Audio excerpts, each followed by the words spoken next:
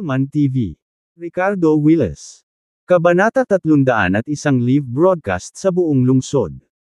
Nang ang huling patak ng espiritual na tagsibol ay naging espiritual na enerhiya at napino ni Ricardo, sa wakas ay binuksan niya ang kanyang mga mata at tumigil sa paggamit ng Dragon Soul Immortal Technique. Nararamdaman ni Ricardo sa kanyang sarili, sa pamamagitan ng panloob na paningin, na ang isang larangan ng elixir ay nabuo sa kanyang tiyan na halos matigas. Kung ang mid-stage na liquid-filled ng elixir sa Apisia ay parang tubig na nagiging mercury, kung gayon ang kasalukuyang filled ng elixir ni Ricardo ay parang isang makapal na paste na halos solid. Ito ay hindi kapani-paniwalang malapit sa pagiging solid. Hindi lamang iyon, ngunit ang kanyang pisikal na lakas ay muling tumaas at ang kanyang mga meridian ay lumawak ng malaki habang nagiging mas matatag. Ang tunay na enerhiya na dumadaloy sa kanyang mga meridian ay napakakapal at kondensado, tulad ng umaalon na ilog. Ang mga mata ni Ricardo ay kumikinang nang maramdaman niyang parang may natutulog na dragon sa loob niya na nagtataglay ng walang katapusang kapangyarihan. Ang hindi kapani-paniwalang pakiramdam. Kahit na naka-advance pa lang ako mula sa mid-stage na Apisia hanggang sa peak late stage na Apisia, parang nasa ibang mundo ako. Maingat na naramdaman ni Ricardo ang kanyang sarili bago nakaramdam ng sapat na kumpiyansa na tanggapin ang kanyang dating sarili ng madali. Pero sa kasamaang palad, hindi ako makalusot sa bottleneck at makapasok sa core formation realm. I wonder kung sapat na ba ang lakas ko ngayon para makipaglaban sa Hawkeye Ghost. Sana may fighting power man lang ako. Napaisip si Ricardo bago tumalon ng ilang metro sa taas na diretsyong binasag ang batong wellhead. Ang sumunod na segundo ay lumapag siya sa labas sa looban. Napakunot ang noo niya nang tumingin siya sa langit, damit. Gabi na. Nako. Hindi ko pa sinusundo si Nora sa school. Noong una ay naisip niya na sa pagsisimula ng kanyang pagsasanay ng maaga sa umaga, matatapos siya sa pagtatapos ng araw at may oras pa siyang bumalik upang kunin ang kanyang anak na babae. Sa hindi inaasahang pagkakataon, gabi na sa isang kisap mata. Subconsciously, inilabas niya ang kanyang phone at sinilip ang oras. Kaagad pagkatapos, nanlaki ang kanyang mga mata, ang kanyang mukha ay puno ng magkahalong gulat at hindi makapaniwala. Ano? Lumipas ang 3 araw. Hindi lang ito ngayong gabi kundi makalipas ang 3 araw. Ilang saglit na kumaibot si Ricardo bago mabilis na tumakbo palabas ng lumang bahay patungo sa direksyon ni Edoland. Hindi niya namalayan kung ilang oras na ang lumipas habang nagsasanay sa balon. Matagal nang dumating ang 7 araw na deadline. Gaano ba dapat kapanik si Nora matapos siyang hindi makita nitong mga nakaraang araw? Ang pinakamalaking pag-aalala ni Ricardo ay kung sasaktan ni Hawkeye Ghost ang mga nakapaligid sa kanya kung hindi niya magawang mag-higanti. Biglang bumukas ng malakas ang pinto sa live news broadcast room sa Edoland TV station. Pumasok ang isang figurang nakasuot ng damit na pula ng dugo, na may hawak na 2 babae, isa malaki at isa maliit, sa kanyang tabi. Maaaring ito ay Hawkeye Ghost lamang. Sino ka? Bilis. Tumawag ka ng pulis. Anong gusto mo? Nagdulot ng kaguluhan ang hitsura ng Hawkeye Ghost sa broadcast room. Napuno ng sigaw at tanong ang hangin. Nabaluktot ang mukha ni Hawkeye Ghost sa isang nakakatakot na ekspresyon habang naglalabas siya ng aura ng kakilakilabot at idiniin ang staff na tumawag ng tulong. Sa pamamagitan lamang ng kanyang pagdiin ay nagdulot siya ng pagbuga ng dugo ng lalaki bago bumagsak sa lupa. Bilang isang dalubhasa sa core formation, madaling mapatay ni Hawkeye Ghost ang mga ordinaryong tao sa kanyang presensya lamang. Umupo ka ulit sa kinaroroonan mo kanina. Simula ngayon, kahit anong sabihin ko ay napupunta sa ere. Kung hindi lahat ng nandito ay mamamatay. Malamig na utos ni Hawkeye Ghost. Sa isang iglap, sumilay sa kanyang mukha ang isang wild smirk habang idinagdag, "Oh yeah. Give me some close-ups to that I can appear in it. Okay. Please don't do anything rash." Tiningnan ng namamahala sa broadcasting ang kanilang kasamahan na duguan mula sa 7 orifice at halos mabasa ang sarili sa takot nang pumayag silang sumunod sa mga hinihingi ni Hawkeye Ghost. Ang iba pang mga miyembro ng staff ay umupo rin ng masunuri ng hindi nangangahas na suwayin ang alinman sa mga utos ni Hawkeye Ghost. Samantala, nakaupo si Kayden sa loob ng isang black-tinted business car na nakaparada sa kahabaan ng isa sa mga kalye ng Edolan sa tabi ng ilang alley-ports na may bakas pa rin ng takot sa kanilang mga mukha. Sinubukan ni Kayden na pakalmayan ang sarili bago tumawag kay isa. How did things go? Patay na ba ang anak ni Ricardo? Kailan dadalhin dito si Miranda? Agad na sumagot si isa ngunit binombo siya ng mga tanong kaagad na parang sabik na sa magandang balita. Tila hindi na makapaghintay si isa sa magandang balita. Handa na siyang harapin ang kanyang ama at lolo, na sinasabi sa kanila na tapos na ang Ricardo, at ang pamilya Austin ay hindi na kailangang matakot sa anumang bagay. Nang si Miranda ay dinala ni Kayden, binalak niyang sarap na sarap ang sandaling iyon. Kahit na ang lalaki ay nahulog sa ilang mga aspeto, si isa ay nagnanais na maghanap ng iba pang mga paraan upang maibulalas ang kanyang pagkahumaling kay Miranda. Gayunpaman, pagkatapos niyang itanong ang tanong na ito, ang tanging narinig niya sa kabilang dulo ng telepono ay si Kayden na parang nangangamba at nag-aalangan. Mr. Austin, ito ay isang kalamidad. Muntik na akong mapatay. Biglang nagbago ang mukha ni isa nang marinig niya ito, at nagtanong siya sa malamig na tono, nagkagulo ka na naman. What the hell happened? Ginamit mo ba ang 50 million na binigay ko sa'yo para kumain ng dumi? Nagsalita si Kayden na may bakas ng takot sa kanyang boses, Mr. Austin, anak ni Ricardo ito. Masyado siyang makapangyarihan. Kahit papaano ay nagawang patayin ng maliit na brat na iyon ang eksperto sa transmutation force na kinuha ko. Sa kabutihang palad, mabilis akong tumakas or else ay ginawa sana para sa ano? Mapapapatay ng anak ni Ricardo ang isang eksperto sa transmutation force. Niloloko mo ba ako? Hindi makapaniwalang tanong ni isa. Noong huling nahuli ng magkapatid na Anthony at Giovanni Sinora, nakita rin ni isa ang anak ni Ricardo. Ang maliit na bagay na iyon ay maaaring pumatay ng isang eksperto sa transmutation force. Pakiramdam ni isa ay nagsasalita si Kayden nang walang kaparirikan. Totoo naman Mr. Austin. Nakita rin ito ng mga tao sa paligid ko. How could I dare lie to you? Nagmura si Kayden. Karamihan sa mga subordinate na ito ay ipinadala mo.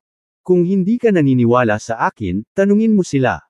Bumantong hininga si isa pero alam niyang malamang totoo ang sinabi ni Kayden na lalong nagpaayaw at nabigla. Malakas na si Ricardo pero kaya ring patayin ng anak niya ang mga eksperto sa transmutation force. Ito ay masyadong nakakatakot. Naalala niya ang huling pagkakataon na hinawakan ni Anthony Sinora na parang manika na walang kahit anong pagtutol. Hindi nagtagal mula noon at ngayon ang maliit na bagay na iyon ay naging napakalakas. Binigyan ba siya ni Ricardo ng elixir or something? Sa puntong ito, nang makitang tahimik si isa sa kabilang linya ay lihim na gumaan ang loob ni Kayden.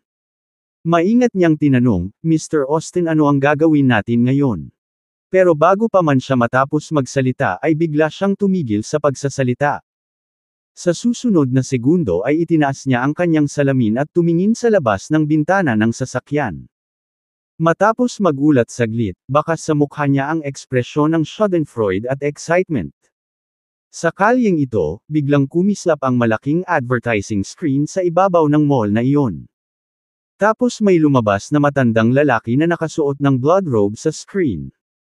Sa isang kamay na nakahawak kay Miranda, at isa pang nakahawak kay Nora, isang pagbabanto laban kay Ricardo ay kumalat sa buong lungsod. Kabanata 302 Natatakot bang magpakita si Ricardo? Ricardo, alam mo ba kung sino ang nasa kamay ko? Kung ayaw mong mamatay ang asawa at anak mo, pumunta ka sa gusali ng TV station. Bibigyan pa kita ng 3 oras. Once time's up, I'm killing your wife and daughter. Ang duwag mong pagong. Sa tingin mo, ang pagtatago mo ay ililibre kita. Kung may guts ka, huwag kang lalabas. Gagamitin ko ang asawa at anak mo bilang sakripisyo para sa alagad ko. Kiki.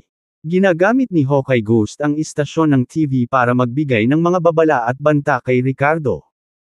Sa sandaling ito, sa mga screen sa buong kalye at eskinita ng lungsod, marami ang nagbo-broadcast ng mga banta ni Hawkeye Ghost. Napakalakas ng kaguluhan kaya't sa ilang sandali, nagkagulo ang buong lungsod. Ano ang nangyayari? Sino ang taong ito? Napakayabang. Hindi ba siya natatakot na maakit ang mga pulis? Ang Ricardo na iyon ay talagang duwag na pagong. Sarili niyang asawa at anak ang banihag ng kanyang kaaway ngunit hindi pa rin siya nagpapakita. Ang mga mamamayan na hindi naiintindihan ang nangyayari ay nagsimulang talakayin ito ng isa-isa. Iba-iba ang reaksyon ng mga nakakakilala kina Ricardo at Miranda. Ang mga may mabuti o kahit na malapit na relasyon kay Ricardo ay nagulat o nag-aalala matapos itong marinig. Lalong-lalo na sina Emmanuel, Cara, at Mason ay natakot sa kanilang mga talino habang sila ay sumugod patungo sa gusali ng istasyon ng TV. Ang mga may sama ng loob kay Ricardo ay nagpakita ng mga ekspresyon ng pagmamalaki. Tuwang-tuwang tumingin sa screen si Kayden mula sa loob ng isang mall habang naiinip na tinanong siya ni isa sa telepono, "Kayden, bakit hindi ka nagsasalita?" "Mr. Austin. Good news, may good news." Sigaw ni Kayden. "Anong magandang balita ang may hahatid sa akin ng isang sayang na tulad mo?" Galit na saway ni isa sa kanya. "It's about that top-notch expert that took down Ricardo before." Inagaw ng matandang iyon si Miranda at ang anak ni Ricardo. Kasalukuyan siyang nag-live streaming mula sa loob ng TV station na sinusubukang pilitin si Ricardo palabas. Masayang bulalas ni Kayden. "Oh." Naging malamig ang tono ni isa. "Mr. Austin, this time either si Ricardo ang magpakita sa sarili niya o mamatay ang anak niya." Tumawa ng malakas si Kayden. Hell if Ricardo acts like a coward again then Miranda also die right. Galit na nagmura si isa pero nauutol si Kayden na walang sinasabi pa. Sa dulo ng linya ng telepono ni isa, mabilis na nagbago ang ekspresyon ng mukha niya habang nagngangalit ang kanyang mga ngipin, "Ricardo. You son of a Turk. I hope this time around. You won't act like such a damn coward." Si Miranda ay naging kanyang kinahuhumalingan, at kung siya ay papatayin bago niya makuha, si isa ay masisira. Makalipas ang 15 minuto. Naka-cross-legged si Hawkeye Ghost sa rooftop ng istasyon ng telebisyon kasama si Miranda sa kanyang mga braso at si Nora sa kanyang tabi. Hindi niya sila itinali dahil may tiwala siyang hindi sila makakatakas sa kanya. Ang magandang mukha ni Miranda ay mukhang mas seryoso kaysa dati, habang ang mga mata ni Nora ay bakas ang takot. Hindi nila inaasahan na mahuhulog sa mas mapanganib na mga kamay matapos takutin si Kayden at ang kanyang mga barkada. Samantala, maraming staff ng TV station ang nagbo-broadcast ng live ng mga aksyon ni Hawkeye Ghost gamit ang iba't ibang kagamitan. Lahat sila ay nanginginig sa takot at pawis na pawis, hindi nangangahas na suwayin ang mga utos ni Hawkeye Ghost. Sa ibaba, pinalibutan ng mga sasakyan ng pulis ang gusali na may mga alarma na walang tigil. Dumating din ang mga sasakyang militar sa pinangyarihan kasama ang mga armadong helicopter na umaaligid sa itaas ng rooftop. Dumating na rin sa pinangyarihan sina Edward at Lionel mula sa Punishment and Investigation Bureau kasama ang marami pang iba na lumabas dahil sa curiosity o pag-aalala sa kaligtasan nina Miranda at Nora. Si Emmanuel, Cara, at Mason ay sabik na nakatayo sa malapit habang si Cara ay lumuluhang nagsusumamo kay Edward para sa tulong sa pagliligtas sa kanyang anak na babae at apo. Gusto ni Mason na maningil ng diretsyo ngunit pinigilan ni Edward na tiniyak sa kanila na gagawin nila ang lahat para mailigtas sila. Mataimtim na sinabi ni Edward, pagkatapos ay naglabas ng isang aparatong pangkomunikasyon at inutusan ang sniper sa helicopter na humanap ng pagkakataon na ibagsak si Hawkeye Ghost. Thirsk. Karma naman diba? Emmanuel, Cara, ang iyong batihing manugang ay gumawa ng isang mabigat na kaaway at naglaho ng mag-isa. Sa sandaling ito, isang nakakatusok na boses ang umalangaw-ngaw. Dumating si Harlow, kasama si Romeo at ang kanyang pinagkakatiwalaang aide, si Rohan. Maaaring si Harlow lang ang nagsalita kanina. Puno ng pangungutya at panghahamak ang mukha niya. Naglabas din ng schadenfreude ang ekspresyon ni Romeo. Sumunod sa kanila, bumaba ng sasakyan sina Sarah at Mohamed, kasama ang isang grupo ng mga bodyguard. Pagkatapos ay dumating sina Darwin at Christina, mag-ina. Mr. Lowe, payo ko sa iyo na tumakas ka agad. Hindi mo ba alam na ang walang kwentang manugang mo ay nagdulot ng hindi mapigil ang puwersa? Iniwan niya ang kanyang asawa at anak at tumakas. Ilang araw na siyang nawawala. Hindi sinabi sa iyo ng anak mo. Sabi ni Mohammed na may malamig na pagngisi. Sarah added with bitter resentment, "You dare to come here. Ricardo doesn't dare to show his face. After he killed Miranda and Ricardo, daughter, baka hindi ka rin niya iligtas." Si Christina ay mukhang natutuwa sa sarili. Ang bastos na si Ricardo na iyon ay naglakas loob na mangikil ng pera sa akin, ngunit ngayon ang araw na binabayaran niya ito. Tawa ng tawa si Darwin. Kung maglalakas loob si Ricardo na magpakita ng sarili, hindi siya aalis ng buhay. Kapag nagtago ang isang pagong sa kanyang kabibi, karapat-dapat itong mamatay kasama ang buong pamilya nito. Hahaha. Malungkot ang mukha nina Emmanuel, Cara at Mason habang pinapanood ang mga ito. Nagsasalita ang mga tao. Sa sandaling ito, isa-isang dumating ang ilan pang taong malapit kay Ricardo, sina Albie, Morgan at iba pa. Nag-iba ang ekspresyon ng lahat nang marinig ang sinabi. Sino ang naprovoke ni Ricardo? Ang matanda ay sobrang walang hiya kaya ginamit niya ang istasyon ng telebisyon upang pilitin siyang umalis sa pagtatago. Pero nasaan si Ricardo ngayon? Talaga bang nakipagtalo siya sa isang taong masyadong makapangyarihan sa pagkakataong ito? Nagtago ba siya para lang mailigtas ang sarili niyang buhay nang walang pakialam sa asawa o anak? Ang lahat ay nag-isip tungkol sa nangyari. Kabanata 303 sa wakas ay nagpakita. Ang gusali ng istasyon ng telebisyon ay ang pinakamataas na istruktura sa lugar, na may ilang armadong helicopter na umaaligid sa itaas nito sa taas na 12-12 ng metro. Nakasakay sa mga helicopter ang mga elite sniper na tumututok sa Hawkeye Ghost sa rooftop. Inutusan sila ni Edward na ilabas ang kanilang target kapag nagkaroon sila ng pagkakataon, ngunit sa totoo lang, hindi na nila kailangang maghanap ng pagkakataon. Ang kriminal ay nakaupo roon ng walang anumang saplot o hostage, na ginagawa siyang madaling target. Ito ang una niyang krimen. Wala siyang karanasan. Madali lang siyang ilabas. Sabi ng isang sniper na sakay ng helicopter na may pang-iinis at panunuya. Sa sumunod na segundo, hinailan niya ang gatilyo at nagpaputok ng putok na diretsyong lumipad patungo sa ulo ni Hawkeye Ghost. Ngunit sa halip na gumalaw o umiwas, bahagyang itinaas ni Hawkeye Ghost ang kanyang mga talukap at nanatiling hindi gumagalaw. Isang malakas na enerhiya ang lumabas mula sa kanyang katawan na bumubuo ng protective layer sa kanyang paligid.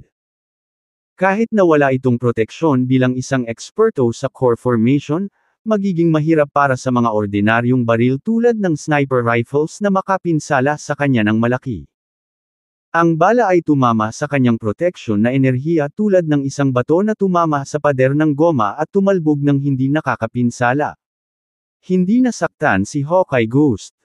Sa susunod na sandali, malamig siyang ngumuso at tumayo, naglakad patungo sa ilang staff ng TV station. Nang makita ang eksenang ito, ang mga tao sa armadong helicopter ay nagpakita ng mga ekspresyon ng pagkamangha. Anong nangyayari? Kamusta na siya? Nanlaki ang mga mata ng sniper sa helicopter, mukhang hindi makapaniwala. Ting! Ting! Ting! Kaagad, ilang sniper sa armadong helicopter ang sunod-sunod na nagpaputok kay Hawkeye Ghost. Gayunpaman, ang mga bala na iyon, tulad ng mga patak sa karagatan, ay tila walang epekto. Casual na naglakad si Hawkeye Ghost papunta sa isa sa mga tauhan ng TV station. Sa susunod na sandali, inabot niya ang natuyo niyang kamay at hinawakan ang tao. Pagkatapos ay umalangaw ang isang mahigpit ngunit marilag na tinig, na katulad ng isang nakakaakit na himig. Ito ang kinahinatnan ng pag-atake sa akin. Make these flies above my head scram. Kung hindi, sisimulan kong pumatay ng mga hostage. Basag. Sa sandaling bumagsak ang mga salita, pinilipat ni Hawkeye Ghost ang leeg ng staff ng TV station at itinapon siya sa rooftop na parang basura. Ang natitirang mga manggagawa sa istasyon ng TV ay namumutla sa takot at nagsimulang sumigaw. Huwag! Huwag mo kaming patayin! Ito ay isang martial arts master. Hindi siya maaaring patayin ng mga bala. Itigil ang pag-atake sa kanya. Huwag kang lumipad. Hayaan mo na ang mga helicopter na umalis ng mabilis. Ayokong mamatay, ayoko pang mamatay. Boom! Nang mapanood ang bangkay ng manggagawa sa istasyon ng TV na bumagsak sa lupa at naging isang tumpok ng laman, lahat ng nasa ibaba ay kinilabutan. Nagpalitan ng tingin sina Edward at Lionel, ang kanilang mga mukha ay naging sobrang pangit. Kitang-kita nila sa kanilang mga mata ang pagkagulat, galit, at kawalan ng magawa. Hindi siya ordinaryong thug. Hindi maarak ang lakas niya. Hindi man lang siya matatakot ng sniper rifle. Isipin mo rin. Kung mapipilitan niyang itago si Ricardo, paano siya bantaan ng mga ordinaryong armas? Order the helicopters to retreat. Walang paraan sa paligid nito. Kinailangan nilang mag-order ng mga armadong helicopter sa himpapawid upang umatras. Napaka-confident ni Hawkeye Ghost dahil masyadong mataas ang kanyang lakas. Napapaligiran man ng mga pulis o militar, wala siyang pakialam. Ang mga ordinaryong sandata ay hindi makapinsala sa kanya. Ang paggamit ng mga missile ay maaaring makapagpaputok sa kanya sa halip. Ngunit ito ang downtown kung saan may mga hostage sa paligid ng Hawkeye Ghost. Kahit na may air-to-ground missiles na nakasakay sa mga helicopter, paano nila magagamit ang mga ito? Para sa isang sandali Edward at Lionel ay walang solusyon. Sa pagkakataong ito ay mukhang balisa at desperado sina Emmanuel, Kara, at Mason habang sina Romeo, Harlow, ang mag-amang duo ng pamilya Thompson, Christina, at Darwin ay tila mas nagagalak kaysa nakikiramay. Maya-maya lang ay umalangaw-ngaw muli ang boses ni Hawkeye Ghost na may bakas ng panunuya, Punishment and Investigation Bureau at mga malalaking militar, bakit ba kayo nagkakagulo? Ano ang maaari mong gawin laban sa akin? Ito ang aking personal na sama ng loob kay Ricardo. Ang mga bagay sa pagitan ng mga martial artist ay dapat manatili sa loob ng ating bilog. Walang pakialam si Ricardo sa sarili niyang asawa o anak kaya bakit kayo nagpapanik kasama sila? Hehehehe. Nang marinig ito, nagdilim ang mukha ni na Edward at Lionel habang nag-uusap ang mga nasa ibaba. May nakilala na ba talaga si Mr. Willis na hindi niya dapat i-provoke this time? Hindi pa siya umaalis sa Edoland di ba? Kung nasa Edoland pa siya at gumagawa siya ng ganitong kaguluhan, malamang nalaman na ni Mr. Willis ngayon at dapat na siyang magpakita. Sa sandaling ito, ngumuso si Harlow at tinawanan si Sam nakakasalita lang, kahit nasa Edoland pa si Ricardo, hindi siya maglalakas loob na magpakita. Naging walang kwentang tao, duwag na pagong. Nagngangalit din si Sarah at sinabing, naglayas siguro siya kung saan kasama ang asawa at anak na naiwan. Nakakaawa talaga ang lalaking iyon. Nang marinig ang mga salitang ito, gustong pabulaanan ng mga may magandang relasyon kay Ricardo ngunit hindi alam kung ano ang sasabihin ng ilang sandali. Sa sandaling ito, lahat ay nanunood ng live na broadcast sa malalaking screen ngunit hindi nagpakita si Ricardo. Nagsimulang hindi mapalagay ang lahat. Hindi papabayaan ni Ricardo sina Miranda at Nora ng ganyan. Hindi niya gagawin. Talagang hindi. Bulong ni Kara na may pangit na ekspresyon sa mukha na puno ng gulat at pag-aalala. Ngunit tila hindi siya kumpiyansa nang sabihin ang mga salitang ito. Namutla ang mukha ni Emmanuel habang pinagmamasdan sina Miranda at Nora sa screen habang humihinga ng malalim. Malakas na nagmura si Mason saka muling inakay ang kanyang mga tauhan patungo sa entrance ng building. Tabi ka, papasok na ako. Mr. Lowe, masyadong delikado sa itaas. Walang makakaakyat doon. Seryosong sabi ni Edward habang hinaharangan ng ilang sundalo ang daraanan ni Mason. Hindi ako natatakot sa panganib. Gusto kong iligtas ang aking kapatid na babae at pamangkin. Gusto mo bang panoorin silang mamatay? Kahit kailangan kong ipagsapalaran ang buhay ko ngayon, aakyat ako dyan. Pabayaan mo ako. Excited na sigaw ni Mason. Gayunpaman, sa sandaling iyon ay biglang naramdaman ni Mason na biglang nagbago ang kapaligiran sa kanyang paligid habang ang lahat ay nakatingin sa isang direksyon sa malaking screen na nagpapakita ng mga pagtataka. Isang matangkad na figure ang biglang lumitaw sa harap ng kanilang mga mata. Ricardo. Si Ricardo ba? Nagpakita na si Mr. Willis. Sa wakas nagpakita na rin siya. Hahaha. Sa wakas tumigil na sa pagiging duwag na pagong ang lalaking ito. Naging emosyonal si Mason nang makita ang eksenang ito saka mabilis na ibinaling ang ulo sa malaking screen. Bro-in-law. Sa wakas lumabas ka na sa pagtatago na parang lalaki. Kung talagang nagtago ka ngayon, pababayaan kita magpakailanman. Kabanata 304 na pag-uwi sa iyo. Habang lumalabas ang live na broadcast sa screen, sa wakas ay nagpakita si Ricardo, at ang mga tao sa paligid ng gusali ay nagkaroon ng iba't ibang reaksyon. Ang ilan ay nasa sabik at gum-on, habang ang iba ay nag-aalala o natutuwa pa nga. Sa wakas nagpakita na rin si Ricardo. Alam kong hindi niya pababayaan sina Miranda at Nora. Excitement na bulalas ni Cara. Si Emmanuel, gayunpaman, ay nag-aalala. Sinabi ni Harlow at ng iba pa na si Ricardo ay na-disable na ng Bloodrobe Elder. Ano kaya ang mangyayari sa kanya ngayon? Matapos makitang lumitaw si Ricardo, nagulat si Harlow at ang kanyang mga kasama ngunit nagpakita rin sila ng Pononibik at Pononibik. Lumabas na naman si Ricardo. This time siguradong mamamatay na siya. Malamig na sabi ni Romeo. Ricardo, mamamatay ka sa miserableng kamatayan ngayon. Hahaha. Malisyosong tawa ni Sarah. Paulit-ulit din ang inisya ni na Christina at Darwin na para bang nakikita na nila si Ricardo na naging bangkay na itinapon ng Hawkeye Ghost sa rooftop na parang basura. Sa oras na ito, sa isang direksyon sa labas ng linya ng blockade ng pulisya at militar na nabuo sa paligid ng gusali, naruroon din dito ang isang katiwala mula sa pamilya Graham na nag-uulat kay Matthias, "Sir, nagpakita si Ricardo." Nagpakita. Nag-iisa ba siya o may kasamang iba? Tanong ni Matthias. Sa live broadcast screen ay siya lang, sagot ng katiwala. Napataas ang kilay ni Matthias sa balitang ito ngunit bahagyang umiling. Sa pagkakataong ito ay tumawa si Raul sa tabi niya, mukhang nagpakita lang siya dahil wala siyang choice. Wala siyang nakitang katulong o backer kung tutuusin. Grassroots lang si Ricardo na walang background. Dapat ay nagkaroon siya ng mga pagkakataon noon. Upang magkaroon ng kanyang kasalukuyang lakas kasama ang ilang mga formula ng tableta. Matthias remained non-committal, hindi pa tapos lolo. Hintayin natin kung ano ang susunod na mangyayari. Baka hindi pa nagpapakita ang mga katulong ni Ricardo. Kung kaya lang siyang patayin ni Hawkeye Ghost, bakit wala pang tumulong sa kanya? Hinihintay ba nilang mamatay si Ricardo bago magpakita? Mapait na natatawa si Raul sa sarili habang sinasabi ang mga katagang ito.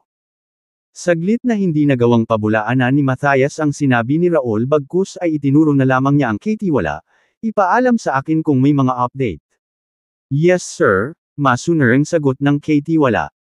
Sa kabilang banda, si Caden ay nasa isang partikular na kalye, nanunood sa mga screen ng isang gusali ng shopping mall. Nang makita niyang lumabas si Ricardo sa live broadcast, nagliwanag ang mga mata ni Caden. Agad niyang ipinasa ang impormasyon kay Isa.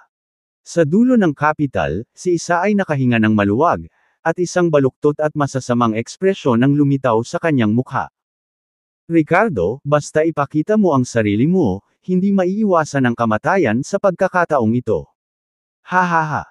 Sana lang hindi idamay ng top-notch expert na yan si Miranda.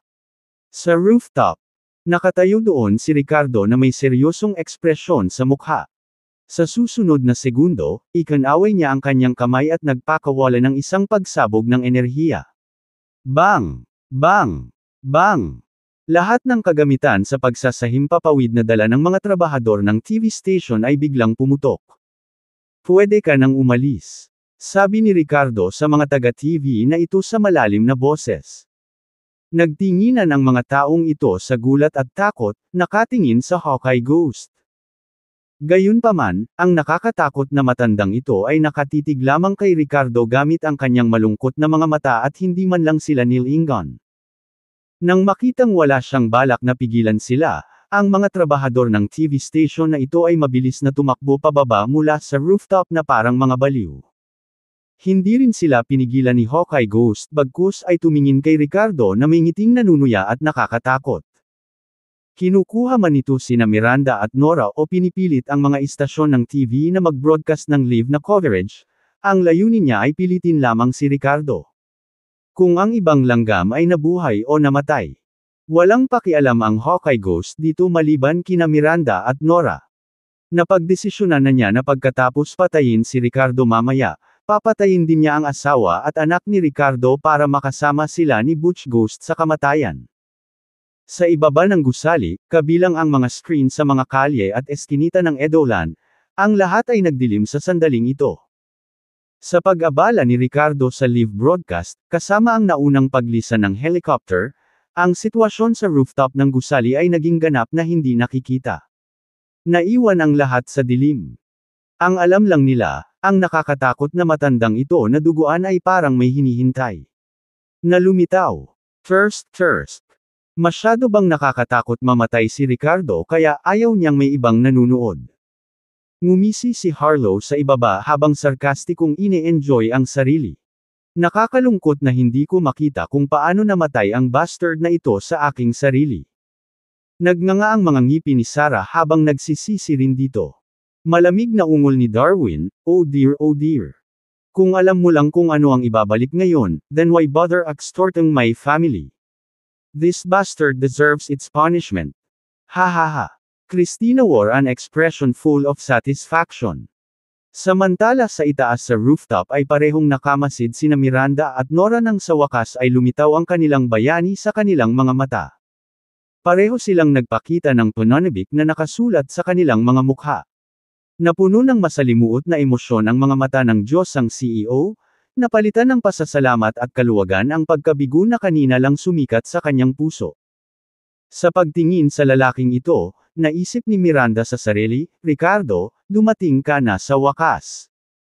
Ang malaking takot na mga mata ni Nora ay biglang nagliwanag sa tuwa habang tumatakbo patungo sa kanya gamit ang maliliit na binti at niyakap ng mahigpit ang hita nito. Daddy, sa wakas nandito ka na. Pumunta ka ba para iligtas ako ni Miranda Mommy? Alam kong hindi mo kami iiwan. Napuno ng guilt at lamang ang mabituing mga mata ni Ricardo habang tinatapik ang ulo ni Nora bago ngumiti kay Miranda. I'm sorry natagalan ako. Paano ko kayo iiwan? Nang marinig ito, tumanggaw si Nora bilang pagsang-ayon. Nakaramdam ng kirot sa kanyang puso si Miranda ngunit sinubukan niyang panatilihin ang malamig na kilos kay Ricardo. Gayunpaman, tuluyang bumalatay sa mukha niya ang pag-aalala. Ricardo, siya ba ang nanakit sa iyo kanina? Ikaw. Hindi niya kapareha di ba? Sa katunayan lahat tayo ay mamatay ngayon, tama. But it doesn't matter. I am grateful na dumating ka. Worst case scenario we'll die together. Isang kislap ng luha ang lumitaw sa magagandang mata na iyon ngunit ang determinasyon ay sumili sa magandang mukha na iyon. Tumingin si Ricardo kay Miranda saka huminga ng malalim bago nagsalita ng mariin, don't worry, I will take all of us. Home. Nang marinig ni Miranda ang home, naramdaman ni Miranda na bumilis ang tibok ng puso niya habang masiglang tumanggaw si Nora, oo. Matatalo mo ang masamang tao at iuuwi mo kami ni Mommy sa bahay. Ha ha ha. Umuwi ka na. Hindi mo na kaya. Ngumisi si Hawkeye Ghost habang nakatingin ng masama sa grupo ni Ricardo. Ang sumunod na segundo ay kumalat sa kanila ang napakalaking pakiramdam ng nakamamatay na hangarin na parang isang masamang multo. Humakbang si Ricardo sabay hila kina Nora at Miranda sa likuran niya, ilayo mo rito si Nora. Kabanata 305 Kung hindi ka karapat-dapat, huwag makipag-away kahit sa parehong level. Hindi nagatubili si Miranda, mabilis niyang binuhat si Nora at lumayo kina Ricardo at Hawkeye Ghost. Alam niyang hindi nila matutulungan ni Nora si Ricardo sa sandaling ito. Ang hindi nagdudulot ng mas maraming problema ay ang pinakamahusay na tulong na maibibigay nila. Mukhang halos gumaling ang mga sugat mo. Ngumisi si Hawkeye Ghost habang nagtatanong. Nauna rito, naglabas si Ricardo ng isang pagsabog ng enerhiya na Iris sa live streaming equipment, na ikinagulat niya. Sa huling pagkakataon na nakita niya ang taong ito, siya ay binugbog hanggang sa punto kung saan ang kanyang mga meridian ay nasira at siya ay halos nabubuhay. Hindi man siya namatay, dapat napilayan siya. Hindi niya inaasahan na makikita siya muli ngayon upang malaman na ang taong ito ay maaari pa ring maglabas ng panloob na enerhiya mula sa malayo. Kalokohan. Kagat lang ng lamok. Makati ito ng ilang araw, malamig na tawa ni Ricardo na may paghamak at pagmamataas sa boses. Nang marinig ang mga salitang ito, mas lalong nanlamig ang mga mata ni Hawkeye Ghost, matigas ka pa ring magsalita kahit na malapit ka ng mamatay. Pagkatapos kitang patayin, ikukulong ko ang kaluluwa mo para pahirapan kita. Hindi inakala ni Hawkeye Ghost na ang lalaking ito ay maglalakas loob na akitin siya. Sa sandaling lumabas ang mga salita sa kanyang bibig, siya ay naging isang afterimage at sumugod patungo kay Ricardo. Naging seryoso rin ang ekspresyon ni Ricardo. Naiwasan niya ang atake ni Hawkeye Ghost sa isang iglap. Nagsalita lang siya ng mayabang kanina para lang ma-provoke siya. Hindi niya minamaliit ang Hawkeye Ghost. Alam na alam ni Ricardo ang sarili niyang sitwasyon. Bagamat medyo bumuti ang kanyang lakas mula noong official late stage peak level, kumpara sa mga eksperto sa core formation tulad ng Hawkeye Ghost na isang level na mas mataas kaysa sa kanyang sarili sa mga tuntunin ng cultivation base, mayroon pa ring kaunting agwat sa pagitan nila. Kaya kapag kaharap ang isang tulad ng Hawkeye Ghost, si Ricardo ay nanatiling lubhang maingat, kahit na sinasabing hindi siya masyadong kumpiyansa. Inaasahan niya na sa ilang pang-uuyam o panunuya, magagawa niyang ipakita ang mga kapintasan ni Hawkeye Ghost upang lumikha ng mga pagkakataon para sa kanyang sarili. Sa una, nagpa siya si Ricardo na subukan ang mga bagay. Sa makatuwid ng harapin ang pag-atake ni Hawkeye Ghost, pinili niyang hindi harapin ng direkta ngunit sa halip ay direktang umiwas dito. You can actually dodge my attacks. Parang gumanda ang lakas mo. Gulat na sabi ni Hawkeye Ghost nang makitang matagumpay na umiwas si Ricardo. Oo naman. Forever ka na bang mas stuck sa level mo ngayon? Mayabang na tumawa si Ricardo sa komento ni Hawkeye Ghost. You dumb brat. Let me see how many times you can dodge my attacks. Sigaw ni Hawkeye Ghost bago muling sumugod patungo sa Ricardo. Ngayon, puputulan kita mula sa paa at sisiguraduhin kong hindi mapapahinga ang iyong kaluluwa. Si Hawkeye Ghost ay namumula sa galit, nagngangalit ang kanyang mga ngipin. Na may masamang aura, muli siyang sumugod kay Ricardo. Swish! Si Ricardo ay umiwas muli at gumawa ng isang madiskarteng-diskarte upang makahanap ng pagbubukas. Malamig na sumangot si Hawkeye Ghost at hindi napigilan ang kanyang mga galaw. Tumalikod siya at naghatid ng hampas ng palad sa bilis ng kidlat. Naisip niya na sa kanyang superior na lakas kay Ricardo, walang paraan ang huli na makaiwas sa pag-ataking ito. Ngunit muli, na-miss niya. Damn it! Ganap na nagalit si Hawkeye Ghost at naglunsad ng tuloy-tuloy at walang tigil na pagsalakay laban kay Ricardo. Gayunpaman, si Ricardo ay tila paulit-ulit na umaatres, mahusay na umiiwas sa bawat pag-atake, na nag-iiwan sa Hawkeye Ghost na hindi magawang maglagay ng isang daliri sa kanya. Sa sandaling ito, nakaramdam ng kakaibang sensasyon si Ricardo. Sa kanyang mga mata, tila medyo mabagal ang mga galaw nitong core formation powerhouse, Hawkeye Ghost. Ang pag-iwas sa kanyang mga pag-atake ay tila walang kahirap-hirap. Noong nakaraang pagkakataon, sa pagharap sa pag-atake ni Hawkeye Ghost, naramdaman niyang walang pagtakas. Tila sa pagtaas ng kanyang lakas, ang kanyang bilis at reflexes ay bumuti din. Ngunit hindi maiwasan ni Ricardo na magtaka. Ang antas ng cultivation ng kalaban ay malinaw na mas mataas, at lohikal na, hindi siya dapat umiwas ng ganoon kadali. Go, Daddy! Ricardo, mag-ingat ka. Si Nora at Miranda, na nagmamasid sa labanan mula sa malayo, ay hindi maiwasang mabalisa para kay Ricardo. Sa kanilang pananaw, tila tuloy-tuloy na umaatres at umiiwas si Ricardo, tila dehado. Nang marinig ang kaguluhan, ang mga mata ni Hawkeye Ghost ay kumikislap, at isang ideya ang pumasok sa kanyang isipan. Isang masasamang ngiti ang lumitaw sa kanyang kulubat na mukha. Ikaw nakasuklam-suklam na maliit na daga. Tingnan natin kung paano ka makakatakas sa pagkakataong ito. Dahil doon, hindi na muling inatake ni Hawkeye Ghost si Ricardo ngunit dir-diretsyong umatake kay Miranda at Nora.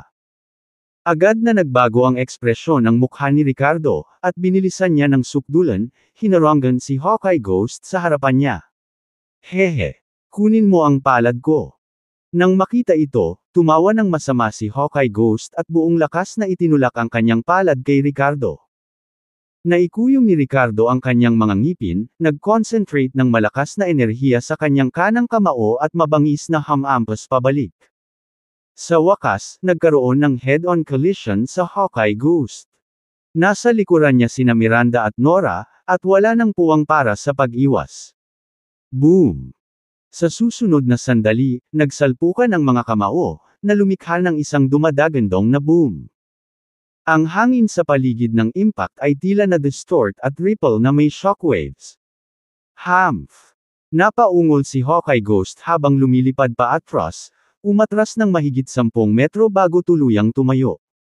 Nanginginig ang katawan ni Ricardo ngunit nanatili sa pwesto. Bakas sa mukha ng magkabilang panig ang pagtataka. Paano ka malakas? Paano ka mahina? Halos sabay na tanong ni Hawkeye Ghost at Ricardo. Sa sumunod na segundo, ang mukha ni Hawkeye Ghost ay naging sobrang dilim at ang kanyang madilim na mga mata ay puno ng galit at hinala. Anak, anong sabi mo? Siya ba ay minamalas ng lalaking ito? Ano ang ibig niyang sabihin na mahina siya? Napakalakas niya. Huwag kalimutan ng muntik niya itong patayin gamit ang dalawang palad. Ang ekspresyon ni Ricardo ay nagbago mula sa seryosong pag-iingat hanggang sa pagkagulat at kawalan ng imik. I said how are you so damn weak? Kung alam kong ganito ka basura, bakit pa ako nagtago sa'yo? Inilibot niya ang kanyang mga mata. Naisip niya na bilang isang eksperto sa core formation, ang Hawkeye Ghost ay magiging kahanga-hanga ngunit ngayon ay napagtanto niyang walang kabuluhan ang lahat. Pero pag-isipang muli. Kaya niya talagang labanan ang isang eksperto sa core formation kahit nasa opisyal lang siya sa late stage pick. At kahit na nakakuha ng ilang kalamangan. Napakurap-kurap si Hawkeye Ghost na hindi makapaniwala habang nakatitig kay Ricardo, bata. Nakalusot ka na rin sa core formation. Nang matapos siyang magsalita ay umiling siya, hindi. Tanging opisyal lang ang aura mo. Ngumisi si Ricardo, tama. Opisyal 8 stage pick lang ako. Nang marinig ang balitang ito, hindi makapaniwalang tinitigan ni Hawkeye Ghost si Ricardo, paano yun posible? Paanong ang isang opisyal 8 stage pick lang ay direktang makipaglaban sa akin? Imposible. Hindi ito maaaring. Isang masamang ngiti ang lumitaw sa mukha ni Ricardo habang ang matinding aura ay lumabas sa kanyang katawan, walang imposible dito. Kung tayo ay nasa iisang kaharian, then fighting against me isn't even worth your time. Kabanata 306 na pagkalipol ng sangkatauhan. Isang malakas na tawa ang pinakawalan ni Ricardo at sinugod si Hawkeye Ghost ng may matinding determinasyon. Siya ay walang takot sa sandaling ito, determinadong ilabas ang pagkadismaya sa pagkadurog ng kanyang kalaban noon. Anak, huwag kang masyadong maangas. Ngumuso si Hawkeye Ghost, kumukulo ang kanyang dugo habang nagpapakawala siya ng surge ng Crimson Energy. Nagsagupaan ang dalawang makapangyarihang mandirigma sa isang matinding labanan na yumanig sa lupa sa ilalim nila. Umalangaw-ngaw na parang kulog ang tunog ng kanilang banggaan sa buong paligid ng gusali ng TV station. Ang mga nanunood sa ibaba ay nanunood ng may pagkamangha at pagkalito. Si Ricardo ba talaga ang lumalaban sa kanya? Nag-aalalang tanong ni Emmanuel. In my heart, you're invincible bro. Don't let me down. Seryoso ang ekspresyon ni Mason habang pinagmamasdan si Ricardo mula sa malayo. Ricardo, kailangan mong bumalik ng buhay at isama si Miranda at Nora. Same time na nanalangin si Kara para sa kaligtasan ng kanyang manugang. Nagulat si Christina sa ipinakitang lakas ni Ricardo. Hindi ko akalain na ang batang iyon ay maaaring maging sanhi ng kaguluhan. Tinuya ni Darwin ang mga dating sinasabi ni Hawkeye Ghost na madaling mapatay si Ricardo. Mukhang nag-aaway sila. Huwag kang mag-alala guys, tiyak na mamamatay si Ricardo, mabangong sabi ni Sarah habang si Harlow ay sabik na naghihintay sa kanyang pagkamatay. Sa kabilang banda, narinig ng Katie wala ng pamilya Graham ang mga tunog na parang kulog, mabilis na nagbago ang kanyang ekspresyon.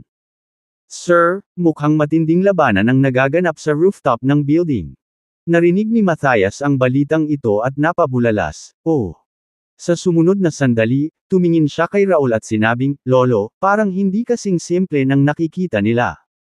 Mukhang nakatagpo ng mabigat na kalaban si Hawkeye Ghost.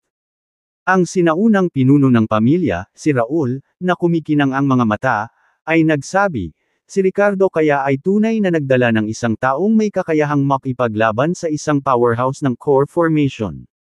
Parang malamang. I always said, how could an ordinary person without a background become a Apicia powerhouse at such a young age? Let's wait for updates. I have a feeling this time, Hawkeye Ghost is going down. Sabi ni Matthias na may makahulugang tono.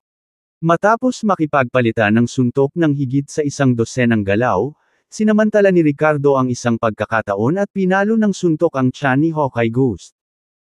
Ang walang kapantay na suntok na ito, matapos tamaan si Hawkeye Ghost, ay nagdulot ng makabuluhang dispersal ng protection na enerhiya sa kanyang katawan. Si Hawkeye Ghost ay pinalipad, na tinapakan ng isang hilera ng mga bakas ng paa sa lupa bago tuluyang nagpakatatag. Path! Kaagad pagkatapos, bumulwak siya ng isang subo ng dugo. Ang kaninang malakas na aura niya ay tila hamina ng bahagya.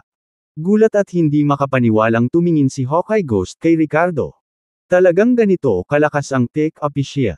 Paano ito posible? Bigla naman siyang parang may naalala at napatitig kay Ricardo. Perfect Apicia. Ikaw ba ang maalamat na Perfect Apicia? Ang lupain ng Apicia ay isang mahalagang yugto sa paglilinang na naglatag ng pundasyon para sa hinaharap na pag-unlad sa landas ng paglilinang at nagtatakda kung hanggang saan ang mararating ng isang tao. Ang pagkakaiba sa pagitan ng Perfect Apicia at ordinaryong Apicia ay parang gabi at araw. Bilang isang eksperto sa core formation, ang Hawkeye Ghost ay nakapag-condense na ng solid field ng elixir ngunit ang istruktura nito ay parang isang eggshell na ang ibabaw lang nito ang solid habang sa loob nito ay nanatiling likidong enerhiya. Sa kabilang banda, iba ang larangan ng elixir ni Ricardo. Ito ay naging mas siksik habang papalapit sa gitnang posisyon nito na nangangahulugang kapag nakapasok na siya sa core formation realm, ang kanyang core formation ay magsisimula sa loob. Ang isa ay mula sa labas patungo sa loob habang ang isa naman ay mula sa loob palabas, na malinaw na nagpapahiwatig na pagkatapos na makapasok sa core formation realm, ang larangan ng elixir ni Ricardo ay magiging mas condensed at resilient kaysa sa Hawkeye Ghost, kaya Perfect Apicia. Nang makitang madaig siya ni Ricardo sa kabila ng pagiging peak level lang niya, napagtanto ni Hawkeye Ghost kung ano ang maaaring nangyayari dito. Anong kalokohan? Ang pagpatay sa iyo ay magiging perpekto. Sabi ni Ricardo na may determinasyon, muling umatake kay Hawkeye Ghost. Gusto mo akong patayin? Nagdedelusyon ka. Si Hawkeye Ghost ay nagluwa ng isang subo ng dugo, ang kanyang ekspresyon ay naging lubhang mabangis. Isip, isip, isip. 18 ghost card ang pumailan lang sa hangin, na umaaligid sa itaas ng ulo ni Hawkeye Ghost. Agad na napuno ng masamang aura ang paligid. Ang nakakatakot na sigaw, matalim na tawa, at ang hiyawa ng mga bata ay umalangaw-ngaw sa rooftop. Nagbago ang ekspresyon ni Ricardo, na puno ng enerhiya ng dragon ang kanyang mga mata nang makita niya ang mga baluktot na anino na umaaligid sa mga ghost card. Kung tutuusin sa kanilang laki at hugis, ang mga masasamang espiritong ito ay pawang maliliit na multo. Sa madaling salita, mga bata pa sila nang mamatay sila. Ngayon, lahat sila ay nakakulong sa mga ghost card na ito at ginamit ng Hawkeye Ghost para saktan ang iba. Si Ricardo ay napuno ng matinding galit kay Hawkeye Ghost. Ang kanyang kalupitan at kasamaan ay walang hangganan. Hindi niya kayang hayaan siyang mabuhay. Pumunta ka. Utos niya. Kainin mo ang kaluluwa niya ng pira-piraso. Kiki-kiki. Sa sandaling iyon, malakas na sumigaw si Hawkeye Ghost na may masamang ekspresyon sa kanyang mukha. 18 munting multo ang sumugod sa hangin patungo sa Ricardo na nakabuka ang mga ngipin at nakabuka ang mga kuko na tila may dalang walang katapusang sama ng loob. Ang mga mag-aaral ni Ricardo ay nagkontrata habang siya ay natisod sandali sa ilalim ng alon ng espiritual na enerhiya. Pagkatapos ay ipinatawag niya ang Soul Sword na tinulungan ng kanyang Dragon Ancestor na likhain sa loob ng kanyang dagat ng kamalayan na naghiwa-hiwa sa mga masasamang espiritong ito na parang papel sa mga pira-piraso ng mga kaluluwa. Ito ay hindi maiiwasan. Bagamat nakakaawa ang maliliit na multo na ito, sila ay naging mga masamang espiritu, na wala ng kanilang orihinal na malay. Ang ilan ay napuno lamang ng pagsalakay at hinanakit. Kasunod nito, isang puwersa ang sumisipsip ng mga enerhiyang ito ng kaluluwa. Ang isang maliit na bahagi ay muling nagpuno kay Ricardo, na nagpahusay muli sa kanyang espiritual na kapangyarihan. Gayunpaman, pagkatapos lamunin ang mga masasamang espiritu sa pagkakataong ito, marahil ang Dragon Ancestor ay hindi nais na gumastos ng higit na kapangyarihan ng kaluluwa, kaya't wala ng karagdagang komunikasyon kay Ricardo. Habang nakatayo roon si Ricardo na hindi kumikibo habang pinapanood ang lahat ng nangyayari sa kanyang harapan, isang malupit na ngiti ang lumitaw sa mukha ni Hawkeye Ghost. Binata, malapit nang magkalat ang kaluluwa mo. Hahaha. Ngunit sa isang segundo lang, biglang nagbago ang ekspresyon ng mukha ni Hawkeye Ghost. Namutla agad ang mukha niya na sinundan ng panibagong subo ng dugo na bumulwak mula rito. Naramdaman ni Hawkeye Ghost ang hindi matiis na sakit na palm unit sa kanyang isipan na halos nawalan siya ng malay. Ang 18 maliliit na multo na iyon ay konektado sa kanya sa pamamagitan ng kanilang mga kaluluwa kaya nang sila ay nilamon, nagdulot ito ng matinding pagsalungat sa kanyang sarili. Mukhang hindi mo talaga alam kung paano namatay ang alagad mo. How dare you use this move against me? Malamig na wika ni Ricardo sa kasinuntok ng malakas ang dibdib ni Hawkeye Ghost na may dalang icy killing intent. Kabanata 307 Hindi ka karapat-dapat maging tao, ni maging ghost. Pang! Sa suntok na ito, si Ricardo ay nagtataglay ng walang katapusang galit at matinding tinamaan ang puso ni Hawkeye Ghost. Gaya nga ng kasabihan, aanihin mo ang iyong itinanam. Kung si Hawkeye Ghost ay hindi gumamit ng masasamang paraan tulad ng pag-atake ng kaluluwa, hindi sana siya namatay ng ganoon kabilis. Gayunpaman, sa sandaling ito ang kanyang kaluluwa ay tumalikod at halos ganap na nawala ang paglaban nito. Agad siyang tinamaan ng suntok ni Ricardo. Ang kanyang luma at lantang katawan ay lumipad palabas na parang punit na sako. Bumagsak ang dibdib niya at sumabog ang puso niya. Isang powerhouse ng core formation realm ang nahulog sa lugar. Ngunit sa sandaling ito, malabong nakita ni Ricardo ang isang multo na lumulutang mula sa sirang katawan na iyon. Malapit na itong mabilis na maalis. Pinaikit ni Ricardo ang kanyang mga mata at malamig na bumantong hininga. You don't deserve to be human. Ganun din, you don't deserve to be a ghost. Mamatay. Sa sandaling matapos siyang magsalita, direktang ginamit niya ang Art of Ghost Killing sa Dragon Gaze Heavenward Technique para patayin ang kaluluwa ni Hawkeye Ghost. Sa ilalim ng gusali, napansin ng lahat na sa wakas ay tumahimik na ang rooftop. Tapos na ba? Ang bawat isa ay nag-iisip sa kanilang mga puso. Sa sandaling ito, nakita nila ang isang figure na nahulog mula sa rooftop. Pang! Matapos tumama sa lupa gamit ang mapurol na kalakbog, lumikha ito ng malaking hukay sa impact. Ang mga talukap ng mata ng lahat ay marahas na kumaibot nang makita ang eksenang ito. Hahaha! Patay na si Ricardo. Itinapon na parang basura ang katawan niya. Tuwang-tuwa si Romeo sa tuwa na nakasulat sa buong mukha niya. Ipinakita rin ni Sarah at Mohamed ang kanilang kasiyahan, ang bastos na ito ay sa wakas ay patay na. Ang kanyang katawan ay itinapon na parang basura. Inakala din ng mag-inang Christina at Darwin na si Ricardo ang nahulog mula sa itaas. Nang makita ang eksenang ito, biglang nagbago ang mga mukha ni na Emmanuel, Cara, at Mason na nagpapakita ng makapal na takot at pag-aalala. Seryoso din ang itsura nila Edward, Lionel, at Albie na kaibigan ni Ricardo. Mabilis na naglakad si Edward patungo sa kung saan dumaong ang bangkay, pinatalikod siya, at huminga ng matagal bago binuhat ang bangkay ni Hawkeye Ghost at naglakad pabalik sa iba. Pang! Inihagis sa harap ng lahat ang sira-sirang bangkay, at napangiti si Edward. Mr. Lowe, Mrs. Lowe, hindi si Mr. Willis ang namatay kundi ang kilalang kriminal na iyon. Makakapagpahinga ka na.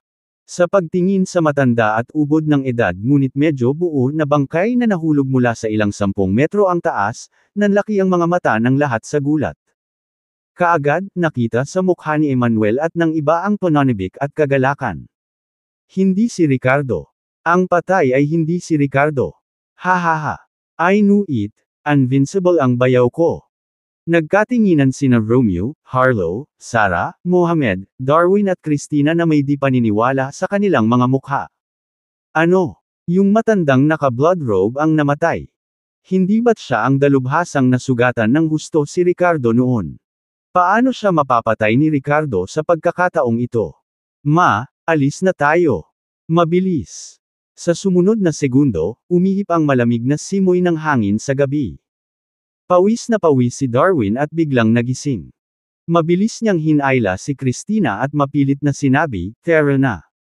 Bilasan mo." Napalunok ng laway si Christina at tumango, "Yes. Let's go." Bilis. Diretso silang sumakay sa kotse at tumalikod para tumakbo palayo. Nagkatinginan din sina Romeo, Harlow at Sarah nang walang pag-aalinlangan habang paakay sila sa kanilang sasakyan para makatakas. Ibinaba talaga ni Ricardo ang blood-robed elder. Ano pa ang hinihintay nila kung hindi tatakbo? Kung nalaman ni Ricardo na naghihintay sila dito, natutuwa sa kanyang kasawian at posibleng magdagdag ng insulto sa pinsala, paano kung nagpasya siyang harapin din sila? Lalo na kina Christina at Darwin, sa sobrang takot nila noong gabing iyon ay diretso silang umalis sa Edolan patungo sa capital kung saan nagbigay ng kanlungan ang pamilya Britt. Sinalakay ng malalakas na tauhan ng Ghost Clock sect ang Ricardo. May kinalaman ito sa kanilang mag-inang duo. Alam na alam ni Christina at Darwin kung hindi sila tumakas ngayon, malaki ang tsansa na makaganti sa kanya. Sa anumang kaso, mas mabuting magtago muna sa pamilya Britt bago magdesisyon ng anupaman. Kahit na makapangyarihan talaga si Ricardo pero hindi siya maglalakas loob na habulin sila hanggang sa kabisera o atakihin man lang ang pamilya Britt, di ba? Sa sandaling ito, ipinadala rin ng Katie wala ng pamilya Graham ang balita ng pagkamatay ni Hawkeye Ghost pabalik sa pamilya. Patay na si Hawkeye Ghost. Nagtatakang tanong ni Matthias. Oo Ginoo, hindi ito maaaring mas tiyak. Sagot ng Katie wala. Paano siya namatay? Si Ricardo ba mismo ang pumatay sa kanya o may tumulong sa kanya? Tanong ulit ni Matthias. Hindi ako sigurado, wala akong makita mula sa ibaba. Ang alam ko lang ay tuluyang itinapon ang katawan ni Hawkeye Ghost mula sa rooftop. Sabi ng Katie wala na may mapait na ngiti. Okay, I understand. By the way, if you have a chance later to meet with Lanchan, tell him that we invite him over. Utos ni Matthias habang kumikislap ang mga mata. Pagkatapos ibaba ang telepono, ang ulo ng pamilya Graham ay napabulalas sa pagkabigla, "Lolo, patay na si Hawkeye Ghost." Siguradong may malakas na puwersa sa likod ni Ricardo. Huminga ng malalim si Raul at dahan-daang tumango. Mukhang nawala si Ricardo ng ilang araw bago humingi ng tulong sa kanyang pamilya. Definitely, sang-ayon ni Matthias. Ang bago at lumang mga pinuno ng pamilya Graham ay hindi kailanman naisip na si Ricardo ay maaaring pumatay sa Hawkeye Ghost mismo. Imposible sa paningin nila. 7 araw lang ang nakalipas, madaling natalo ng Hawkeye Ghost si Ricardo. Kaya kahit na siya ay isang pambihirang talento sa cultivation, imposible pa rin para sa kanya na pumatay ng isang tao sa core formation level sa loob lamang ng ilang araw. Sa makatuwid, naniniwala sina Matthias at Raul na hindi talaga si Ricardo ang nakipag-away sa Hawkeye Ghost kanina kundi ilang mga dalubhasang eksperto na ipinadala ng mga sumusuporta sa kanya. Samantala sa kabilang side, lumabas si Ricardo sa building ng TV station habang hawak-hawak ang kamay ni Nora habang si Miranda naman ay nakasunod sa kanyang likuran. Napunta sa kanya ang tingin ng lahat habang papalapit sila. Ricardo. Sinalubong sila ni Edward habang may paggalang na idinagdag ni Lionel, "Mr. Willis. Mr. Willis, you're invincible. I knew it. Alam kong matatapos ka ngayon." Magkasunod na nagsalita sina Albie at Sam na nagpapahayag ng kanilang paghanga kay Ricardo. Ngumiti sa kanilang lahat si Ricardo bago naglakad papunta kina Emmanuel at Cara. Emmanuel, Cara. Kasalanan ko kung bakit nasangkot si Miranda. Paumanhin ni Ricardo na may nakasulat na guilt sa buong mukha. Anong kalokohan ang pinagsasabi mo? Si Miranda ang asawa mo. Paano yun masasabing nagdudulot ng gulo? Galit na sambat ni Cara habang nakahinga ng maluwag si Emmanuel na nagsasabing, ang mag-asawa ay iisang katawan. Hindi na kailangang magsabi ng mga ganyan.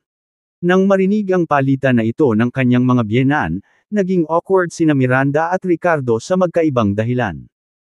Pareho silang nag-iwas ng tingin sa isa't isa saglit na lumikha ng hindi komportable na kapaligiran sa pagitan nila hanggang sa wakas. Napabuntong hininga si Ricardo sa kaloob-looban sa pag-iisip, malamang hindi nyo pa alam pero gusto na akong hiwalayan ng anak nyo. Kabanata 308 Wala ka bang dapat ipaliwanag? Sa sandaling ito, lumapit din si Mason at tiningnan ang kapatid at si Nora na may pag-aalala. Pagkatapos ay napabulalas siya ng may sigasig at paghanga, bro-in-law, alam kong hindi ka matatalo. Mukhang matigas ang matandang multo na ito, ngunit binugbog mo pa rin hanggang mamatay. Haha! Umubo si Ricardo at sinabing, what do you mean beaten to death by me? Nahulog lang siya sa sarili niyang kusa. Wala itong kinalaman sa akin. Nang marinig ito, gumawa ng kakaibang ekspresyon si Mason habang nakatingin kay Ricardo. Ang iba ay may pagtataka din sa kanilang mga mukha. Naisip nila, Ginoong Willis, maaring hindi kami nakapag-aral ngunit huwag mo kaming subukang linlangan. Paanong ang isang master na tulad niya ay mapatay sa pamamagitan ng pagbagsak sa kanyang sarili? Ngunit walang nagsiwalat ng kasinungalingan. Tumawa lang silang lahat. Sa pagkakataong iyon, naglakad si Emerson at nakonsensya nang makita si Ricardo. Mr. Willis, kasalanan ko ta. Hindi ko nagawang protektahan sina Ms. Lowe at Miss Nora. Ricardo waved his hand dismissively saying, it's not your fault. Matapos gumaling si Emerson mula sa kanyang mga pinsala, hindi na siya nanatili sa Emerald Green Estates Villa. Sa halip, pinapunta siya ni Ricardo upang magbenta ng mga table tas at mag-recruit ng mas maraming tao para sa pagsasanay. Hindi partikular na inutusan ni Ricardo si Emerson na protektahan din si Miranda o si Nora. Umuwi siya ng araw na iyon sa pag-aakalang babalik siya sa lalong madaling panahon kaya hindi na kailangan ang gayong pag-iingat ngayon. Siyempre, sa harap ng Hawkeye Ghost na nasa core formation stage, kahit na si Emerson ay nanatili sa tabi ni Miranda o Nora, ito ay walang silbi pa rin. Lumapit ang katiwala ng pamilya Graham sa oras na ito, at magalang na yumuko kay Ricardo na nagsasabing, Mr. Willis, ako ay mula sa pamilyang Graham. Binabati kita sa paggawa ng panganib sa kaligtasan. Siguro kung available ka bukas para sa padre de pamilya namin. Imbitasyon. Tumaas ang isang kilay ni Ricardo, makahulugang kumikislap ang mga mata. Sa sumunod na segundo, bahagyang tumanggo siya at sinabing, syempre maginhawa. Gusto kong pasalamatan ang matandang patriarch mo sa pagliligtas sa buhay ko noong nakaraan. Naiintindihan niya ang lahat ng malinaw sa kanyang puso. Alam niyang ang nakaraang 7-day agreement ni Raul ay pagsubok din sa kanyang sarili. At pagkatapos mamatay si Hawkeye Ghost, maaaring magbago muli ang ugali ng pamilya Graham sa kanya. Noong gabing iyon, magkasamang pumunta sina Ricardo, Miranda, Nora, at Mason sa bahay nina Emmanuel at Cara. Mayroong ilang mga sorpresa, ngunit sa kabutihang palad, walang panganib na nangyari ngayong gabi. Maging sina Emmanuel, Cara, at Mason ay gustong malaman kung ano ang eksaktong nangyari sa mga kaganapang iyon. Ito ay nagkakahalaga ng pagbanggit na ang subordinate ni Mason, si Dennis, ay dati nang malubhang nasugatan ng Wild Wolf, ngunit sa kabutihang palad ay nakaligtas siya at nailigtas ang kanyang buhay. Pasado 9:00 ng gabi nang tuluyang umalis si Ricardo sa bahay ng kanyang in-laws at bumalik sa Emerald Green Estates. Sumama sa kanya si Miranda, marahil ay gustong magpakita ng pagmamahal kay Ricardo sa harap nina Emmanuel at Cara. Sa sakay ng kotse pa uwi, umupo si Nora sa tabi ni Miranda at parang close sila lalo. Naikwento nilang dalawa ang mga nangyari kanina sa kinaroroonan nina Emmanuel at Cara na labis na nagpaantig kay Ricardo. Hindi niya inaasahan na itataya ni Miranda ang kanyang buhay para sa kanyang anak ng ganoon. Kahit ang munting si Nora ay nailigtas ang buhay ni Miranda sa kanilang pinakadesperadong sandali sa pamamagitan ng pagtitiwala sa isa't isa. Ito ang nagparamdam kay Ricardo ng mas masalimuot na emosyon kay Miranda habang nakonsensya din sa nangyari sa kanila ni Nora. Hindi napigilan ni Ricardo na makaramdam ng takot sa pag-iisip kung ano ang maaaring mangyari kung hindi siya nagsanay ng husto. Baka pinatay silang lahat ni Hawkeye Ghost. Hinding-hindi niya mapapatawad ang sarili niya kung may nangyaring ganoon. Higit sa lahat, si Claudia ay muling nakipagsabuatan kay Kayden pagkatapos magtrabaho sa Tiger noon. Muntik na niyang patayin ang anak nila. May natitira pa bang pagkatao sa kanya? Nadama ni Ricardo ang isang hindi pa naganap na antas ng galit kay isa pati na rin ang pagnanais na maghayganti hindi tulad ng dati. Hindi tulad noong nakaraan kung saan ginamit ni isa si Nora bilang leverage laban sa kanya, sa pagkakataong ito si isa ay nawala lamang upang subukang patayin ang kanyang sariling anak na babae sa halip. Ito ay hindi mapapatawad. Isa, ani Ricardo sa pamamagitan ng pagngangalit ng mga ngipin. I will not spare you this time. You're nothing but trouble. Kaylan, huwag mo akong sisihin. Ang apo mo ang nagdala nito sa sarili niya. Ricardo sithead sa loob sa Kaylan's nakaraang pagsusumamo para sa awa. Ipinangako niya kay Kaylan na papatayin niya lang si isa kung sakaling mag-cruise muli ang landas nila.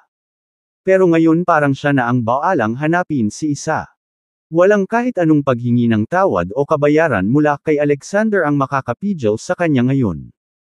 Ang isang dragon ay may kaliskis na masyadong sensitibo hindi maaaring hawakan ng walang kahihinatnan.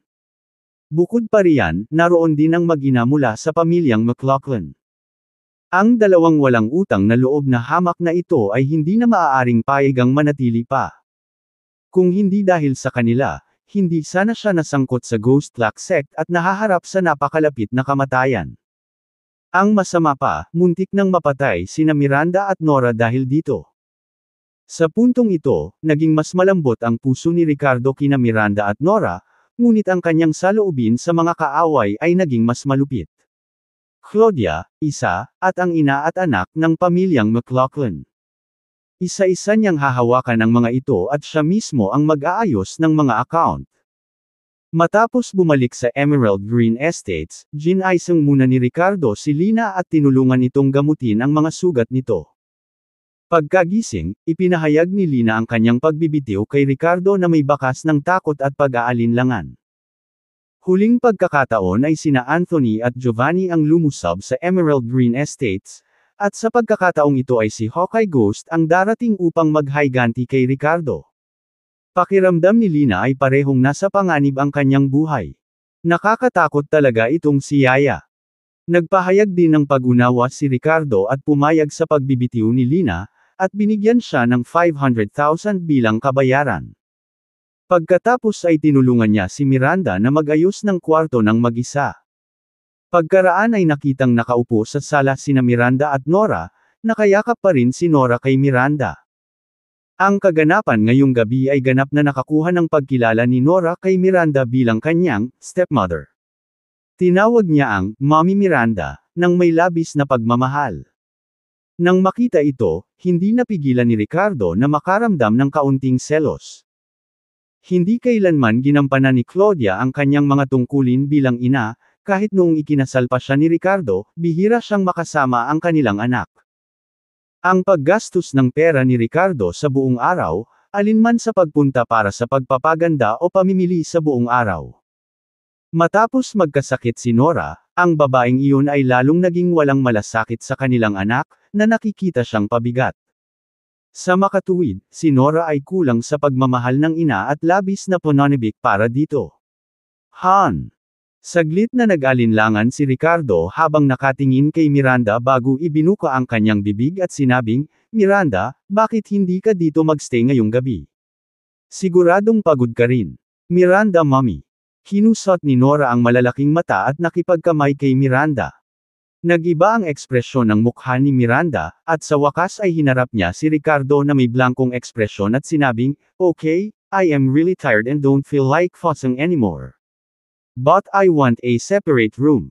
Ricardo gave a bitter laugh and said, "Alam ko, I never intended to share a bed with you." Nang marinig ito, malamig na pinandilatan ni Miranda si Ricardo at sa loob-loob niya ay isinumpa siya bilang isang scumbag sa pamamagitan ng nagngangalit na mga ngipin. The next second, she stared straight at Ricardo and asked word by word, "Ricardo, wala ka bang dapat ipaliwanag sa akin?" Kabanata 309 na This is well received. Matalas at masalimuot ang mga mata ni Miranda habang walang kurap na nakatitig kay Ricardo na parang naghihintay ng sagot. Natarante si Ricardo at nagtanong, "Ano?" Ngumisi si Miranda at sinabing, "Hindi mo ba alam ang ginawa mo? Tanungin ulit kita, may ipapaliwanag ka ba sa akin?" Nang makita ni Miranda ang mga larawan sa umaga ng araw ng kasal, nayanig ang kanyang puso. Nakaramdam siya ng disappointment at sama ng loob sa lalaking ito na nanloko sa kanya. Ang akala niya ay isang babaero lang si Ricardo na nakasalikop sa maraming babae sa likuran niya. Gayunpaman, ang mga salita ni Claudia ngayong gabi ay naghinala kay Miranda. Bagamat hindi malinaw ang sinabi ni Claudia tungkol sa pagkakaroon ng ilang mga larawan noon, tila may nahuli si Miranda sa isang mahalagang bagay. Paano niya nalaman ang tungkol sa mga larawang iyon? Marahil ang mga bagay ay hindi kasing simple ng tila sa mga larawang iyon. Baka mabigyan siya ng paliwanag ni Ricardo. Hindi rin alam ni Miranda kung bakit umaasa siya ng paliwanag mula sa kanya. Nang malaman niyang pinagtaksilan siya ni Frederick sa pamamagitan ng pakikipaglokohan sa ibang babae sa likuran niya, walang pag-aalinlangan o nostalgia, tanging pagkasuklam. Pero bakit may kisla pa rin siyang pag-asa para sa bastos na si Ricardo? Sa pagharap niya sa matalim na tingin ni Miranda, hindi napigilan ni Ricardo na makaramdam ng isang alon ng emosyon sa loob niya. Ngunit nang ibuka niya ang kanyang bibig para magsalita, ang tanging nakaya niya ay isang mapait na ngiti, "Hindi ko alam kung ano ang sinasabi mo o kung ano ang kailangan kong ipaliwanag." Humph, mapait na sambit ni Miranda bago tumalikod sa kanya. Pinipigilan siya ng kanyang personalidad na magtanong pa. Kung tutuusin kung ayaw niyang magpaliwanag sa sarili niya, bakit pa siya magtatanong? Mukhang mahalaga ito ng sobra. Tumingin si Ricardo kay Miranda na may masalimuot na ekspresyon, iniisip na baka hindi na siya mabubuhay pa ng 3 taon. Sa huli, umiling lang siya, nawalan ng interes na ituloy pa ang bagay na iyon. May naisip siyang sabihin kay Miranda, para malaman niya kung bakit nagbago ang ugali nito sa kanya. Ngunit sa huli, ibinasura niya ang iniisip. Ano ang silbi ng maraming sinasabi? Kung noong 7 taong gulang na si Nora, wala pa siyang lakas na harapin ang sinaunang pamilyang Willis, magdudulot lang ito ng gulo kay Miranda. Habang lumalalim ang nararamdaman niya para dito, mas lalong lumalalim ang sakit na ay dudulot nito sa kanya kapag wala na sila ni Nora. Anuman ang anumang hindi pagkakaunawaan, hayaan ang mga hindi pagkakaunawaan na ito magpatuloy. Ang Blood Slaughter Association ay naka-headquarter sa isang gusali na nagsilbing base ng kanilang operasyon. Sina Maki at Dagger, kasama ang ilang pangunahing miyembro ng mga assassin ng Blood Slaughter Association, ay pinagsama-sama sa sandaling ito. Ang mga taong ito ay pawang mga eksperto na nagtrabaho bilang mga mersenaryo sa ibang bansa kasama si Maki. Ang kanilang mga kasanayan sa martial arts ay maaaring hindi partikular na malakas ngunit ang kanilang husay sa militar ay kahanga-hanga. Sila ay bihasa sa pagpatay, reconnaissance at pangangalap ng katalinuhan. Sa sandaling ito, mukhang hindi sigurado si Pangulong Maki. Natural na alam nila ang tungkol sa Hawkeye Ghost na gumagawa ng ganoong kalaking kaguluhan noon. Nang makita nila si Ricardo sa final live broadcast screen, laking gulat nila. Lumapit din sina Maki at Dagger kung saan matatagpuan ang istasyon ng TV bago umakyat sa kalapit na gusali upang obserbahan ang nangyayari sa pamamagitan ng binocular. Siyempre dahil sa height issues ay hindi nila makita kung paano partikular na namatay si Hawkeye Ghost pero walang duda na itong eksperto na hindi man lang mapatay ng sniper rifle fire ay napatay ni Ricardo. Damn it! Ricardo is so powerful. Someone who can't even killed by sniper rifle fire isn't his opponent. Gulat na bulalas ni Maki. Mukhang natakot din si Dagger, oo. Buti na lang at hindi natin inatake ng hayagan si Ricardo noon at baka napatay din tayo. Ang pag-iisip kung paano nila gustong patayin si Ricardo noon ay nagpang-inig sila sa takot ngayong napagtanto nila kung gaano siya kalakas. President, ano ang gagawin natin ngayon? Napakabigat ni Ricardo. Paano natin siya papatayin? Nag-aalalang tanong ng isa pang pangunahing miyembro. Nang marinig ang tanong na ito ay hinampos siya ni Maki sa kanyang ulo, anong ibig mong sabihing patayin? Gusto mo bang mamatay tayong lahat? Hindi na natin siya pinapatay. He cleared his throat then said solemnly, of course I'm not afraid of this guy also. Killing people is an art form after all. Kahit malakas siya ulit next time, I've got much of tricks up my sleeve for taking alagaan mo siya.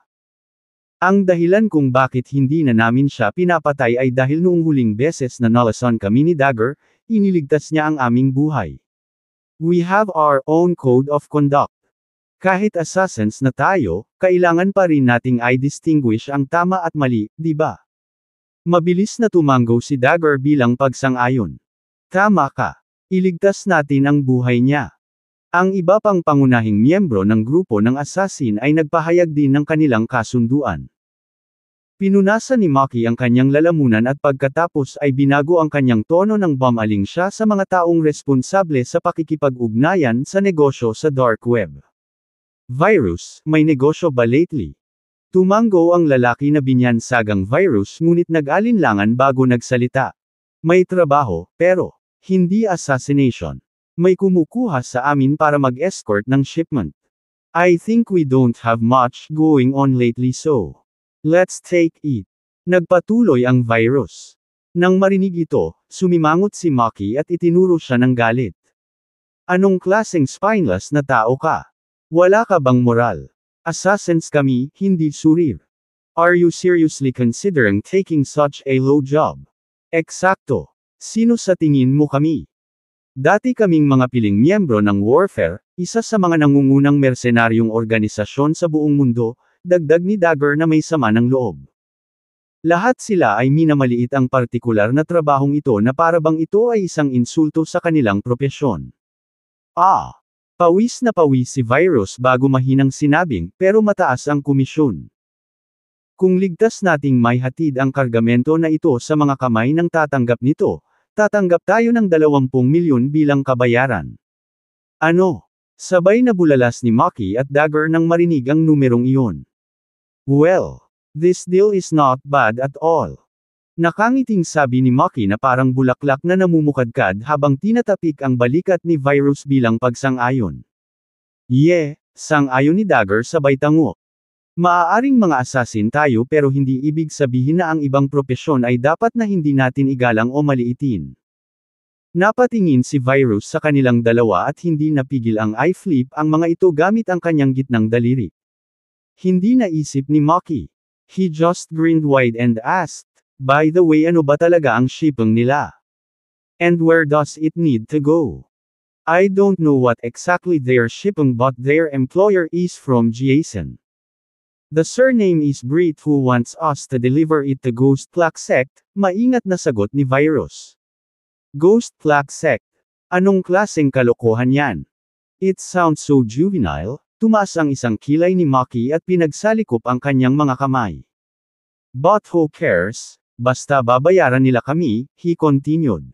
Hindi sila kumikita mula nang bumalik sa bansa. Ang pag-iisip na kumita ng 20 milyon sa pagkakataong ito ay natuwa silang dalawa. Kabanata 310 Mr. Austin, tumakbo ka rin. Samantala, sa kabilang panig, natanggap ni Kayden ang balita ng pagkamatay ni Hawkeye Ghost mula kay Christina at ipinaabot ito kay isa. Ano? Patay na ang Bloodrobe Elder. How is that possible? Ibig sabihin okay lang si Ricardo? Tanong ni isa na may malamig na tono. Yes, Mr. Austin, Ricardo is fine. This guy is too incredible.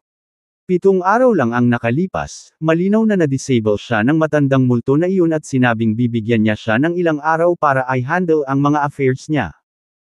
Who could have imagined that after just ilang araw, pinatay talaga siya ni Ricardo? Gulat na bulalas ni Kayden. Huminga ng malalim, nagpatuloy siya, Mr. Austen, I dare not stay in Edoland anymore. This time, I want to kill Ricardo, daughter, and Ricardo, definitely not let me go. If he found me, para akong patay. Walang kwenta kang duwag. Natatakot ka ba sa labas ng utak mo kay Ricardo? Tanong ni isa na nagngangalit ang mga ngipin. Si Caden ay mukhang takot na takot, habang iniisip ang sarili, hindi ba iyon ang totoo? Damn, I'm really scared. Ricardo is too fierce. The Bloodrobe Elder was so powerful, nakita ko ito sa livestream before. That's a monster that kahit ang mga sniper rifles ay hindi makapatay. Ngunit ang halimaw na ito ay pinatay ni Ricardo at itinapon sa labas ng rooftop na parang basura. Ngunit siya ay naging mas kamangha-mangha lamang tungkol sa kung paano ko gustong patayin ang anak na babae napakalupit na tao noon, napuno ako ng takot. Pinilit niyang ngumiti ng mapait at sinabing, Mr. Austen, a real man can be flexible. You don't know, Christina and her son were so scared that they ran back to the Britt family. Mr. Austen, I suggest you run too. Talaga. Pakiramdam ko ay maghihiganti si Ricardo sa pagkakataong ito, at baka dumating pa siya para sa pamilya mo. Fuck off. Magwala ka. Galit na nagmura si isa at ibinaba ang telepono. Sa sumunod na sandali, marahas niyang ibinato ang telepono sa lupa. Walang kwenta. Walang kwenta. Walang kwenta silang lahat. Hindi niya inaasahan na haantong sa ganito ang araw na ito. Mabuti naman si Ricardo, at pinatay pa niya ang Bloodrobe Elder. Paano ito nangyari? Hindi ba siya natakot at nawawala? Hindi ba siya disabled noon?